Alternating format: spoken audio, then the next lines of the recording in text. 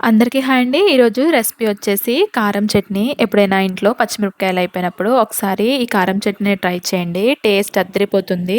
దోసలు, ఇడ్లీలు, పునుగులు వేటిలోకైనా టేస్ట్ అనేది చాలా బావుంటుంది.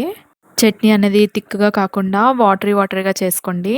అద్దుకొని గాదు, ముంచుకొని తినేయడమే.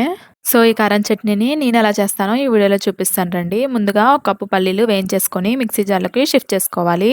ఒక టేబుల్ స్పూన్ వరకు శనగలు, కారము, సాల్ట్ వేసేసి కొద్దిగంత నీళ్ళు పోసేసి ఈ విధంగా గ్రైండ్ చేసుకోవాలి. ఇప్పుడు స్టవ్ వెలిగించి ఒక గిన్నె పెట్టుకొని ఒక 2 టేబుల్ స్పూన్ వరకు ఆయిల్ వేసుకోవాలి. ఆయిల్ హీట్ అయిన తర్వాత 1 టేబుల్ స్పూన్ వరకు తాలింపు గింజలు వేసుకుందాం. జీలకర్ర, ఆవాలు, మినపప్పు, శనగపప్పు వేసుకున్నాను.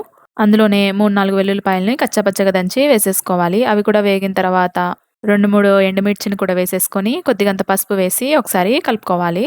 ఈ విధంగా వేగిన తర్వాత 2 రెమ్మల కరివేపాకు కూడా వేసేసుకొని, ఇవి కూడా వేగాక మనం ముందుగా గ్రైండ్ చేసి పెట్టుకున్న చట్నీ వేసేసుకొని సర్వ్ చేసుకోవడమే అంతే.